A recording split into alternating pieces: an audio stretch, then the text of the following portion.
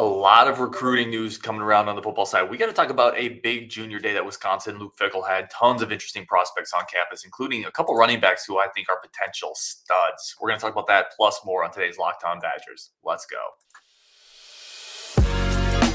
You are Locked On Badgers, your daily podcast on the Wisconsin Badgers. Part of the Locked On Podcast Network, your team every day. What is going on, Badger fans? Welcome to Locked On Badgers. I'm your host, Ryan Herrings. Your team every single day. Greatly appreciate all y'all tuning in. Today's episode is brought to you by FanDuel Sportsbook, the official sportsbook of Locked On. Make every moment more. Visit FanDuel.com/Locked On today to get started. And let's get going on something that I've been trying to get into for a while, but it feels like we've just had a lot of basketball games. We've had news come up. We've had reaction things we've been getting to. So I haven't gotten to it as much as I've wanted to, but Wisconsin on the 21st last weekend had a big junior day. I think it was 15 kids on campus. Luke Fickell, Phil Longo, Tressel, that recruiting department of Max and Pat, really starting to flex their recruiting muscles here and getting in on some really intriguing 24 kids. I want to talk about, in particular, some of the players that were on last week's junior day and where the Badgers might sit with them, what I think of their film, where I think they fit into potentially next year's class. Let's start with the running backs. I think when I'm looking at, and let's zoom out for a second and let's look at this team. What didn't they do in the transfer portal? What didn't they hit really hard in this year's cycle, right? What in next year's cycle do they probably really need to address? I think it's running back. Running back is one of the huge needs for next year. Right. Nobody in the transfer portal. The only running back coming in the class is Nate White, who I think is a little bit more of a project. I like the athletic upside. We've talked about Nate White a lot. So we like him, but he's got some work to do. So next year, I think it's a 2 running back class at a minimum. And I think you could see 3 with the right combination of players, or you could see 2 in a transfer, because what else is happening next year? Think about what else is happening on the roster, right? Braelon Allen's going to be gone. If things go according to plan, Braelon Allen is going to be gone, and Chez Mellusi is going to be gone, right? He's leaving, so you're going to have those 2 gone, and then there's nobody else proven on the roster right now. So big recruiting class next year at running back. I'm going to start with Jordan Marshall. So Jordan Marshall was on campus last week, 5'10", 190 pounds, 4-star running back out of Ohio. Somebody that this staff had already been kind of recruiting and building a relationship with at Cincinnati. So Jordan Marshall is a big time name to keep in the back of your head. When you watch film of Jordan Marshall, and again, he's in this recruiting sweet spot, right? A lot of these prospects we talked about, it's going to be Ohio, Illinois, Indiana, Minnesota, Wisconsin, Michigan, right? They are hitting that that elite Midwestern talent, which is really intriguing to see, really encouraging to see. Not surprising either when you look at the composition of the staff. So Jordan Marshall, big, not a big guy, like 5'10", 190, but really tough runner, really, really physical runner. When you watch the film, he has an ability to go through basically any type of arm tackle, great contact balance. Not the fastest guy, Marshall. He's not a burner, but he's fast enough. But he gets north-south really quick, has a really good feel between the tackles. He reminds me of Corey Clement a little bit, actually, if for Badger fans. He reminds me of that type of runner. Now, he's not as yoked up as Corey was, but he's also right now a junior in high school. But he's got that type of physical punishing style between the tackles, runs hard with his legs pumping, shrugs off arm tackles, really finds a space and hits it north and south. There's this great clip of on his film where there's like 7 guys trying to tackle him. You can't even see him anymore. Jordan disappears from the frame, and there's like 7 guys holding on to him. There's one guy that does like a Superman dive on top of him to try to bring him down. And this pile that you can't even see Jordan anymore just keeps moving downfield. Like, he's just that type of physical, no nonsense, really, really solid running back. I like him. Again, a 4-star talent, reminds me of Corey Clement a little bit. And then the other running back they had on campus was Darian Dupree. Darian Dupree, different style of back than Jordan Marshall. Dupree's 5'11", 190, a little taller, a little leaner. He's much more of that. He reminds me a little bit of, remember we talked about Nate White in last year's class, who can just get in the open field and break some confidence bones of defensive backs, right? This guy, Darian, has some of that. He can really put his foot in the dirt, change directions very, very quickly. A great balance, the ability to change direction, spin off a tackle, and re-accelerate. More of a big play running back probably than Jordan. but not quite as big. So these are two really interesting prospects. Dupree is a high 3-star out of Mount Carmel, Illinois, getting that Midwestern vibe. Offers from Notre Dame, Illinois, Iowa. Jordan Marshall's got a really good offer list as well. These are two high-level running back recruits that were both on campus, and I think the Badgers have a good shot at both of them.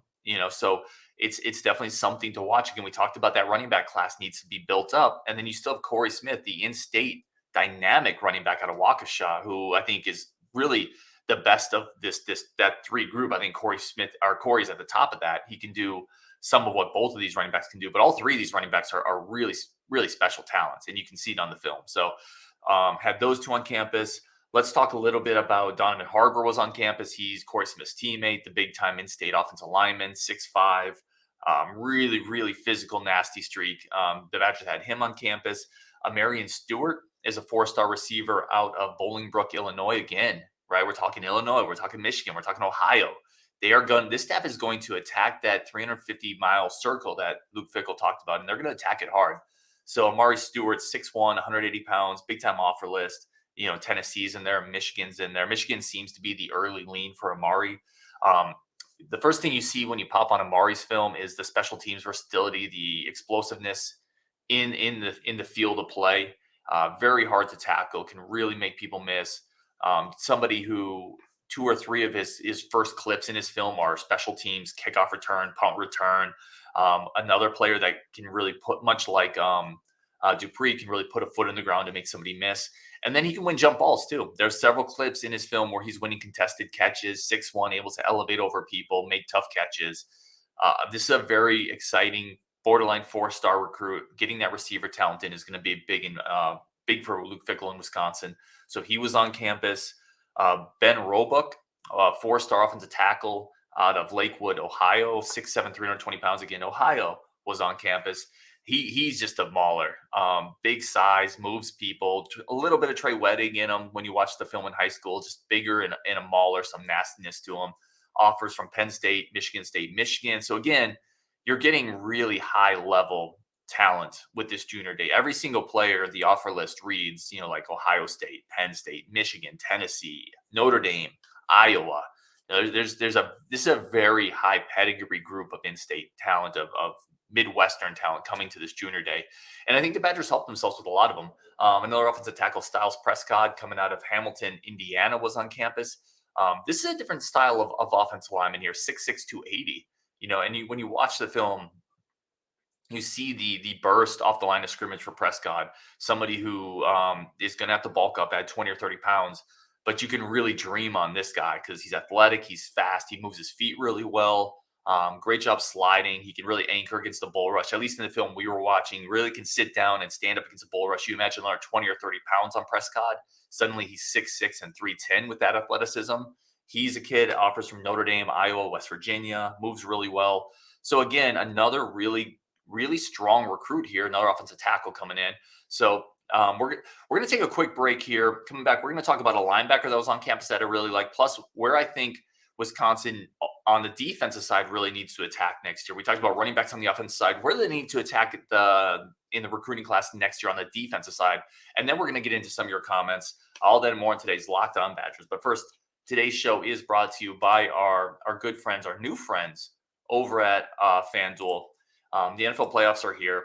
We're really excited to talk about the new sports betting partner for Locked On because they're the number one sports book in America. It's FanDuel. We've talked about it. We're excited about it. And if you're new to FanDuel, that's even better, right? They have so many great features that make betting on sports fun and easy.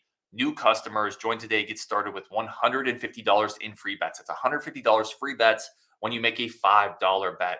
Just sign up at FanDuel.com/lockedon. FanDuel has all your favorite bets from the money line, point spread, player props. Plus, you can even combine your bets for a chance at a bigger payout with the same game parlays. This weekend, NFL playoffs, right? 2 big games. I've got the Niners plus 2.5. I got the offense, the combined 45.5. I'm going over that. I think both offenses are going to have a really nice weekend. And it's all on an app that's safe, secure, super easy to use. So football fans, don't miss out. Place your first $5 bet and get $150 for free in free bets, win or lose, at FanDuel.com/lockedon. Make every moment more with FanDuel, the official sportsbook partner of the NFL. I want to thank everybody again for tuning in to Locked On Badgers, making this one of your first listens. Really, really do appreciate y'all. And when you're done here, go check out Locked On College Basketball. Have all the biggest college basketball news and stories and scores in one spot with Isaac Shad, our man there. Go check them out when you're done here. And let's get back into some of the junior day comments, some of the junior day news here. So we talked about the running backs, 2 big time prospects, 2 big time offensive linemen. Amari is a really talented receiver. Amari Stewart, Donovan Harbor was there.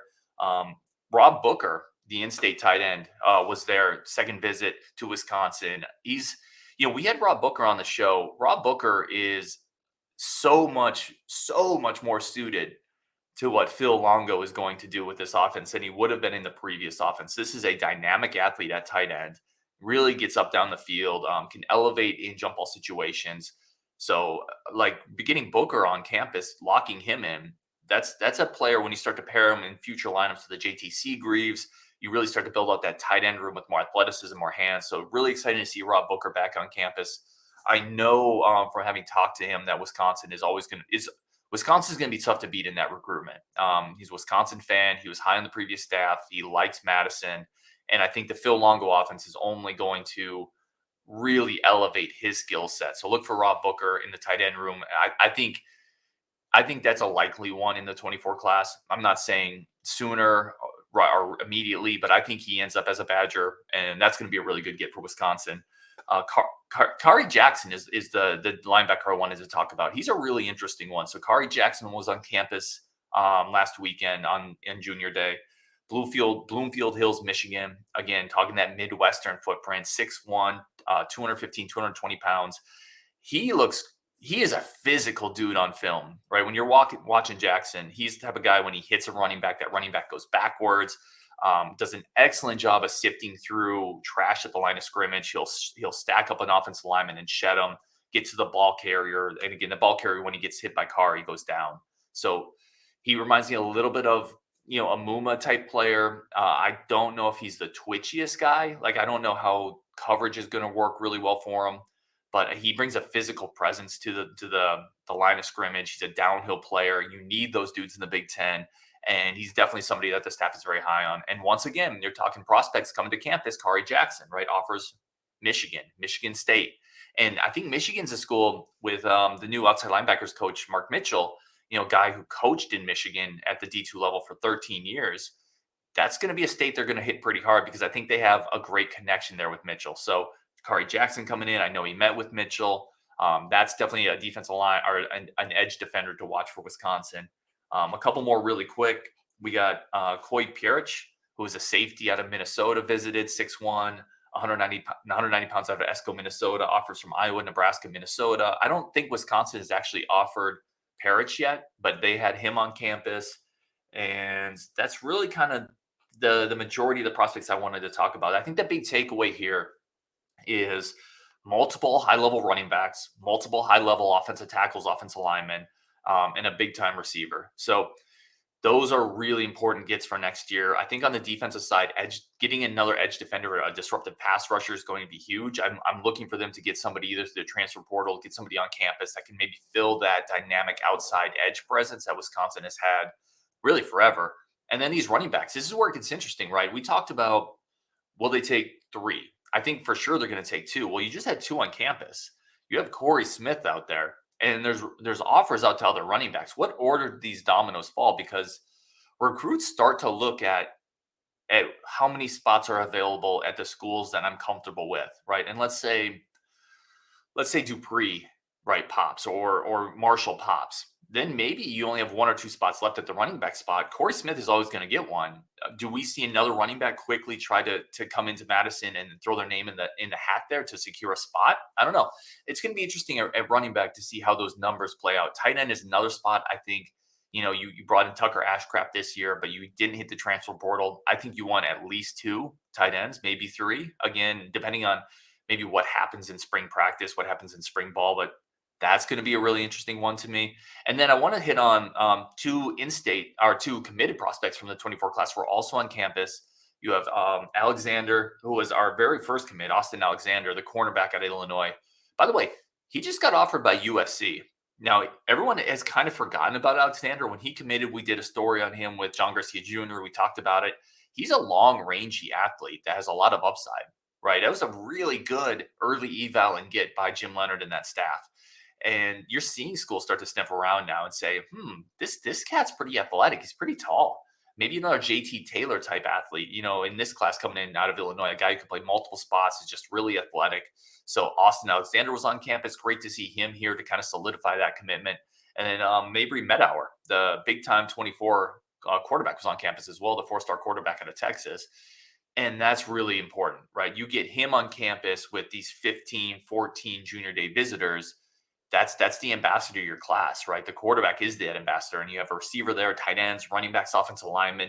Well, that quarterback is going to connect to those players, and those players are going to look at him and really realize that there is a substantial ceiling with this class because you have that quarterback in place. It's going to draw more talent in.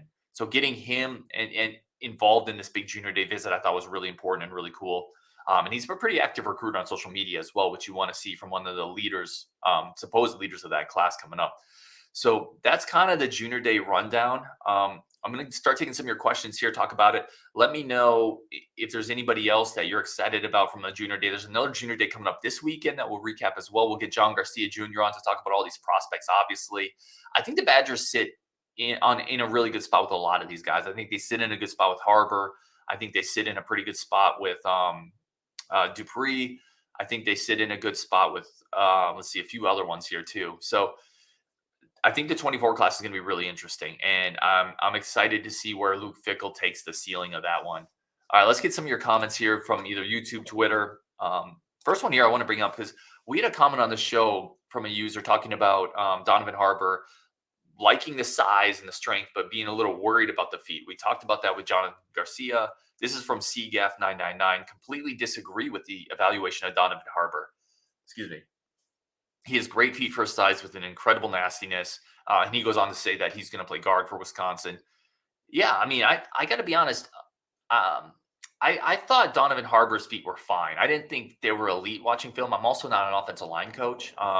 So it's interesting to get a couple different perspectives. We had one perspective from a fan that listens to the show that thought maybe his feet were a little lacking. C-Gaff right here saying that his feet are really good. He has great feet for his size. So I think there's a reason. Look, listen, he's a blue chip prospect. There's a reason schools across the country are trying to get in on Donovan Harbor. There's a reason he's a top 150 kid.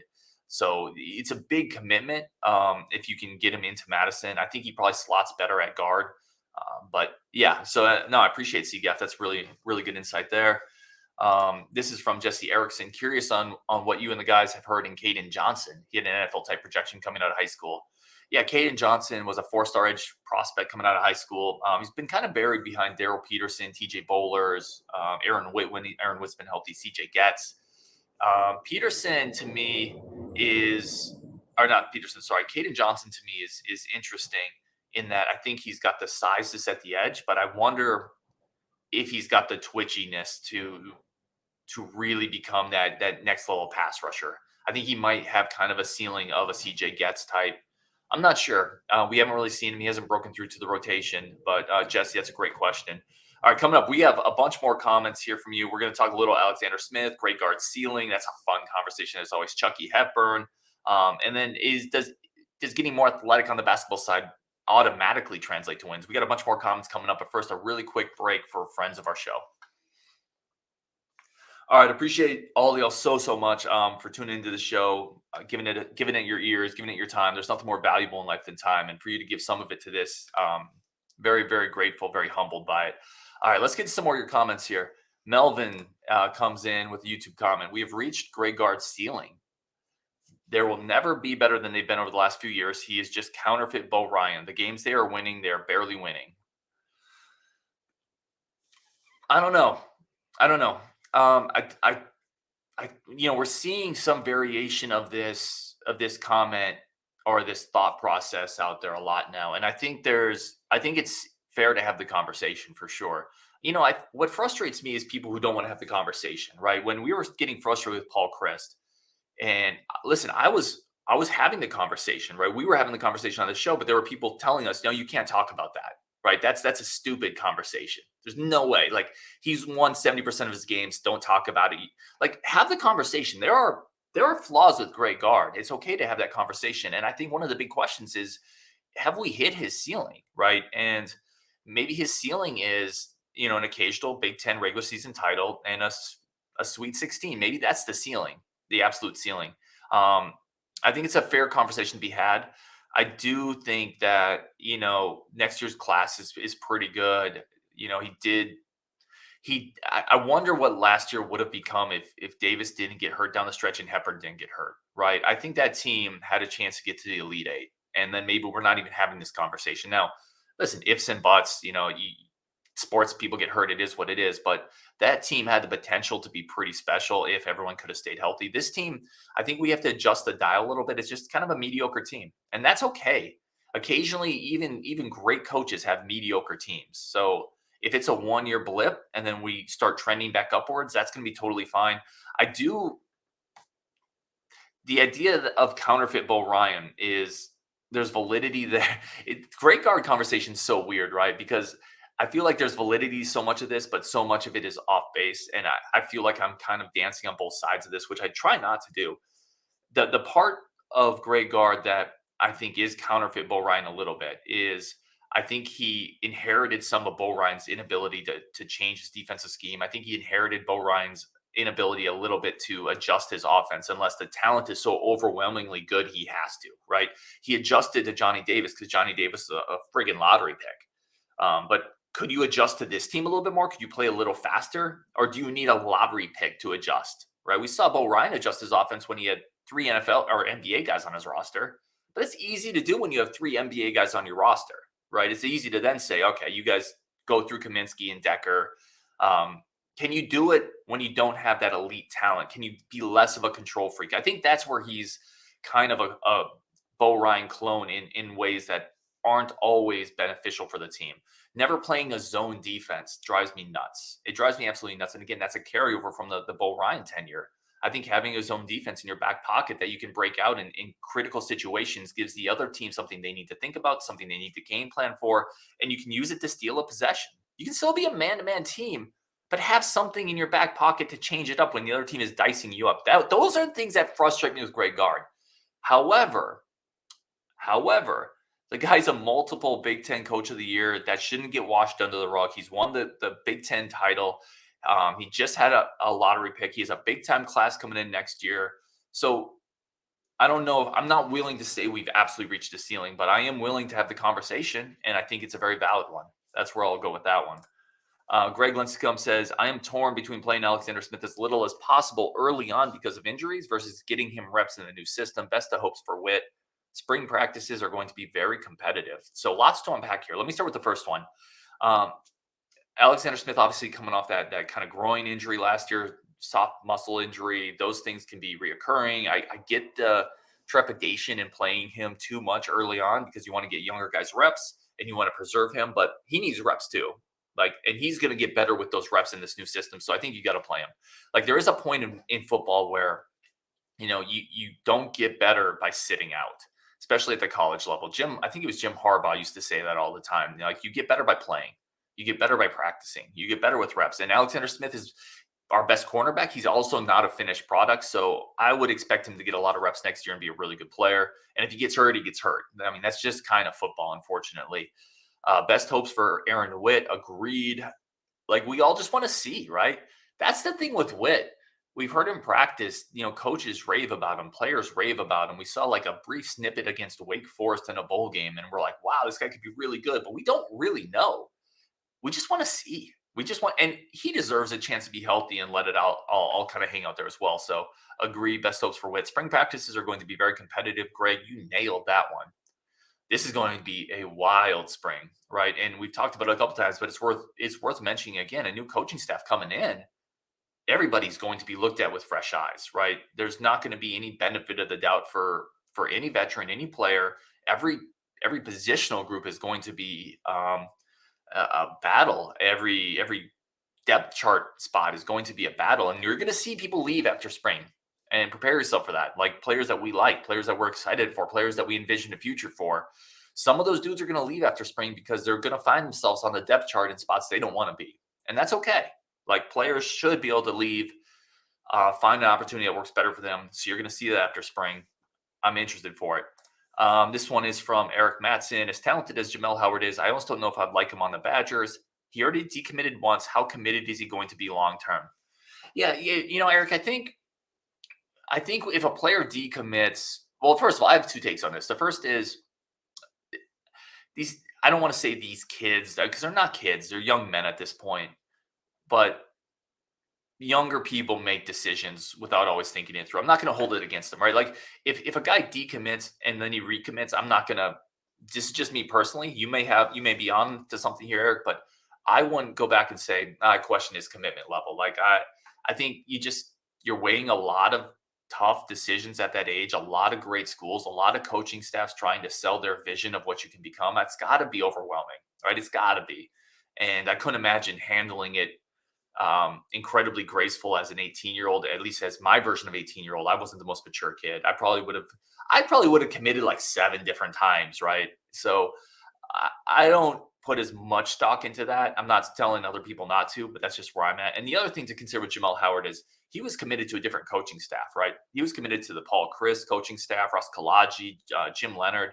So those dudes are gone. I completely understand at that point he decommits, right, and looks around. So I think even if, again, even if there was no coaching turnover, it doesn't bother me as much. But with coaching turnover, I think you almost got to give the kid the benefit of the doubt. Not only did a bunch of these coaches that recruited him left, but then suddenly these big schools got in on Jamel. And if you remember, when he committed to Wisconsin, Michigan wasn't in on him. LSU, Ole Miss, I think Tennessee's in on him now. Miami's in on him, right? All these sexy quote unquote schools weren't in on him. So no, I don't put too much stock into it. I am kind of glad that he's able to take these trips. And if he ends up in Madison, that's awesome. And if he ends up somewhere else, that's great for him too. I hope it's Madison, obviously. But I don't put too much into that. But I appreciate the comment. This one here from Al Washke. Again, if I mispronounce y'all's last names, I apologize. Let me know in the comments if I jack it up so I don't do it in the future. He says, let's face it, we don't have a true shooter who can score off the dribble. Yes. If Hepburn is our best, then we are not going to be very consistent. Listen, I've been banging this drum since the beginning of the year. I get plenty of stuff wrong, but I get plenty of stuff right. And I said at the beginning of the year, we have nobody who can get shots against tough defenses. We have nobody who can create a shot. And a lot of people thought Hepburn would be that guy. And I'm like, Hepburn's a really good player, but he's not that guy, right? He's not a big player. He's going to struggle against long athletes, and he doesn't have elite quickness to get by people. So he's going to struggle to create shots. And Al's right. He is our best at creating shots. And if because of that, the offense is going to get stagnant at times, it's going to struggle because we don't have an ability to create consistent, easy shots, right? You look at other teams, teams with a dynamic lead guard that can get into the paint, then teams are collapsing, you're kicking it out, open shots, or that bigger body 2 guard like Bubui from Northwestern, who's able to really body people and get open looks in the mid range. We just don't have that. It's kind of Tyler Wall when he's really going in the post. It's kind of Steven Crowell a little bit the second half of the season, but for the most part, our inability to score and our inability to score in crunch moments and in tough end of game situations, it's hampered by the fact that we don't have a guy who can consistently break somebody down one-on-one, get in the post, get in the paint, and either take that shot at the rim or find open shooters when people collapse. So I agree, Al. I think it's 100% correct. It's a roster not conducive to scoring a lot of points. All right, y'all. I appreciate it. Really, really do appreciate everybody tuning in. That's the show today. We got a couple big interviews coming up this week still. I would tease them. Let's just say we got a couple ones you're going to want to stick around for. So check that out coming up. Really do appreciate everybody tuning in to Locked On Badgers. When you're done here, go check out Locked On College Basketball Today. With that, on Wisconsin, and we'll talk tomorrow.